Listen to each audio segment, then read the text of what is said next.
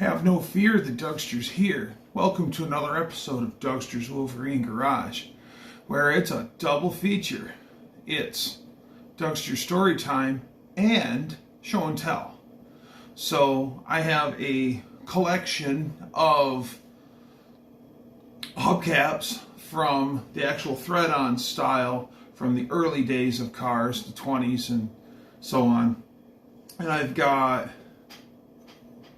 one's for Dodge Brothers and DB, and I've got multiple ones, and they're all, and some of them are different than others. Some are heavy, some are chintzy. It's really interesting how many different ones there are. This one is one of the heavier ones. All have the same thing in common, cast DB like this, and they have the nut top, but some have shallow skirts, some have a little flare here on the end. You'll see in a minute. I'll show you all of them. So here's one. Here's two. Two's a little lighter than one, but not by much. And notice it has the little skirt, the flare on the skirt. But DB, all have the DB cast in them. There's two.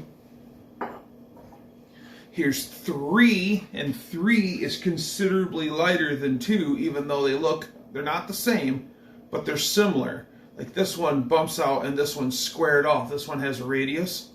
This one is squared off on its lip, if you'd call it. But this one, and also this one's a lot tinier, thinner, lighter. And it has a little bit of damage to it. So there's three.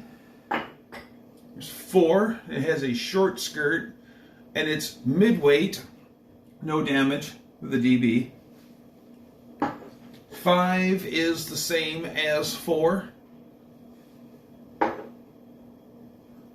6 is the same as the previous two of same weight.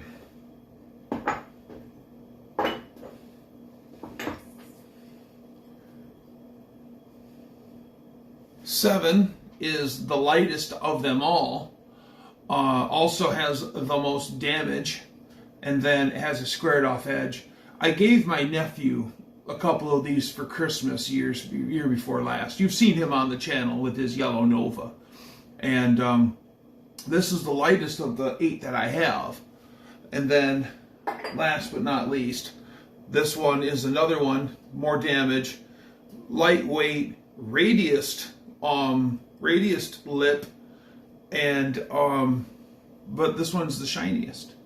So those are my Dodge Brothers hubcaps, and I also have one for what I believe is a Model A Ford. It says Ford made in USA. You can barely read it, but there's a reason why I pulled out a Ford piece and a Dodge Brothers piece, because Henry Ford had involvement with the Dodge Brothers. The Dodge Brothers, John and Horace, they ran a machine shop in the early days before the Model T. And they were already doing very well for themselves. So then Henry Ford tries to start the new Ford Motor Company. And what it is that Henry Ford was a failed businessman 3 times in a row. And the last of those 3 that he ran into the ground was the original Ford Motor Company, which eventually evolved into what is now known as Cadillac.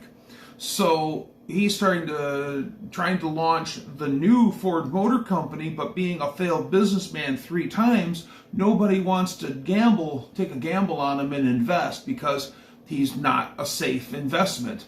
So the Dodge Brothers, John and Horace, decide, we'll deal with Henry, and if this takes off, he has to give us a better deal, because we're one of the very few people that will take a chance on him. So they do, and they were a supplier for Ford Motor Company and a shareholder. They started with a $10,000 investment in Ford Motor Company, $7,000 worth of parts, and then $3,000 in cash for a stake in Ford Motor Company. So the Dodge Brothers are investors and suppliers to Ford Motor Company. So they're making parts and selling them to Ford plus they get profits from the company, so they're really doing well for themselves. And at the time, Henry Ford was trying to build River Rouge Assembly, so he was trying to take all of the company profits and backplow them into Ford Motor Company so he could build what is now known as River Rouge Assembly. And they ended up going to court over it, and the judge told him, you must pay your investors dividends.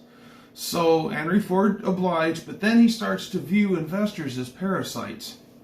And he devises himself a plan where he makes it known to the media that he is going to start yet another Ford Motor Company, and he has a new Ford car that's going to cost $200, which is half the cost of a Model T already, and the Model T already is the most affordable car in America. So this new Ford Motor Company that's going to be left to Edsel, or the current Ford Motor Company is going to be left to Edsel Ford, and then Henry's going to go off and do this. And it's got all the investors worried. So a guy from Oregon comes around and starts talking to the people who are current investors in Ford Motor Company, offering to buy them out. And a lot of people do, including the Dodge brothers, John and Horace. And the man made him an offer of, and they took it. The Dodge brothers got paid out $25 million, $25 or $26 million. And not a bad return on one's money on a $10,000 investment over a decade. And I consider that to be the best deal in U.S. history. And that actually gave the Dodge brothers the funding to actually start their own car company.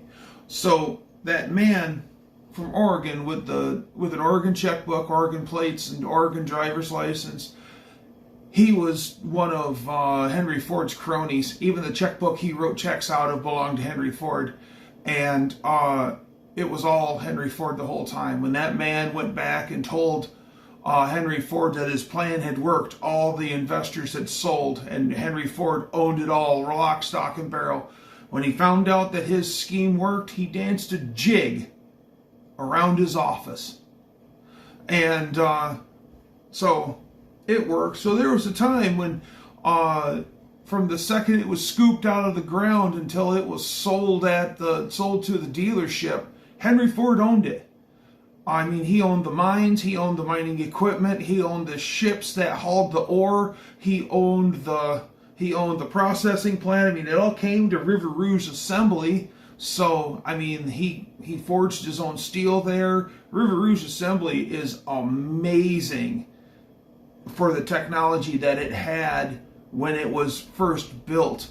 But some of the things, like the Dodge brothers were trying to, Henry Ford would never improve upon the Model T. He felt it was the perfect automobile, and why mess with success? I mean, they made 15 million. They made 15 million Model Ts over all that time, and it hardly ever changed. I mean, there was updates, but it hardly changed the overall. And the Dodge brothers were suggesting to him, wouldn't a gas gauge be nice? You don't need a gas gauge. Thing's perfect, just the way it is. And that was one of the things that the Dodge brothers incorporated in their cars was a gas gauge.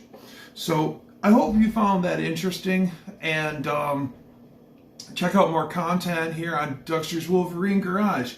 See ya.